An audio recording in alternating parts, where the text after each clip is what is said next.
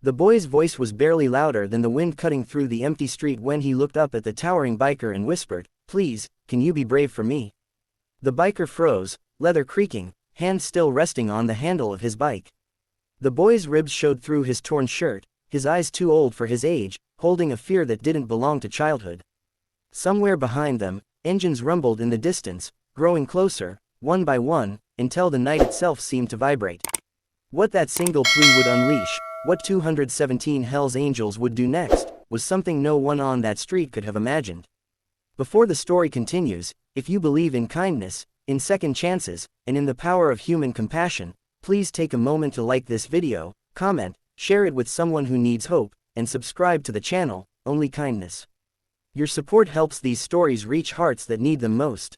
The biker's name was Marcus Vale, a man shaped by miles of asphalt and years of scars, both visible and buried deep. He had stopped that night only because the boy had stepped into the beam of his headlight, thin arms raised like he was surrendering to the world itself. Marcus had seen hunger before, but this was different. This was the kind that hollows out more than a stomach. The boy, whose name Marcus would later learn was Elior, didn't ask for money at first. He didn't beg for food. He asked for bravery, as if Marcus carried some extra courage in his saddlebags. Around them, the city's forgotten edge told its own story through broken streetlights, shuttered shops, and the smell of rain on old concrete. Elior's life had been shrinking for months. His mother had disappeared into sickness and silence, hospitals and unpaid bills swallowing her until she was gone. What followed was a slow fall through cracks no one looks down into. Nights spent counting stars through a hole in a warehouse roof, days searching trash bins behind closed restaurants, learning which places threw away bread before it went hard. He had learned not to cry because crying burned energy his body no longer had. But that night, when he saw Marcus and the roaring machine beneath him, something inside Elior whispered that this man might not walk away. Marcus listened as the boy explained, not in words but in fragments, gestures, and long pauses where shame filled the air. There was a group of older teens nearby, boys who had learned cruelty faster than kindness. They took what little food Elior found. They laughed when he tried to run. Tonight, they had followed him again. Elior didn't want a fight. He just didn't want to be alone. That was what he meant by brave. Brave enough to stand there so the fear would back off, at least for one night.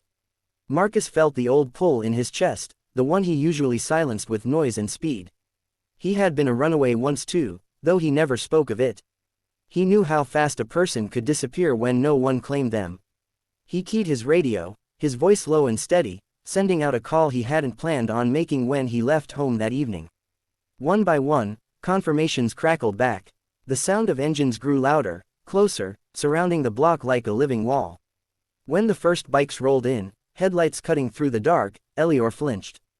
2 bikes became 10, 10 became 50. Leather vests, chrome, and patched backs filled the street, until there were 217 Hell's Angels standing shoulder to shoulder, engines idling like a heartbeat. People peeked from behind curtains. The older teens vanished into alleys, fear finally learning its place. But what happened next wasn't about intimidation. It was about presence. Marcus knelt so he was eye level with Elior, blocking the cold wind with his body. Someone draped a thick jacket around the boy's shoulders. Another biker set down a paper bag heavy with food, the smell of warm bread and meat causing Elior's hands to shake. No one rushed him, no one stared. They waited, giving him back something he hadn't felt in a long time, control. Elior ate slowly, tears slipping down his face and soaking into the bread, while 217 men stood guard like sentinels, not to scare, but to protect. The night shifted. What started as fear turned into warmth, then something dangerously close to hope. Marcus made calls that had nothing to do with engines or roads. A woman named Tamsin arrived, a social worker who owed Marcus a favor from years ago. She spoke gently, explaining options, listening without judgment. The bikers didn't leave. They stayed until Elior was ready, until he nodded that small, tired nod that said he trusted what came next. In the days that followed, the story spread, not because anyone bragged, but because kindness is loud even when it's quiet. Elior was placed with a family who understood trauma, who didn't ask him to be grateful, only safe.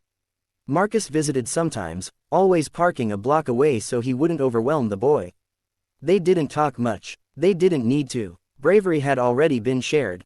If this story is touching your heart right now, please take a second to like this video and share it. Stories like Elior's only travel as far as people are willing to carry them. Months later, Elior stood taller. He laughed more. He ate without fear. On his birthday, a distant rumble announced familiar guests. Not all 217 came, but enough to remind him that he was never invisible again.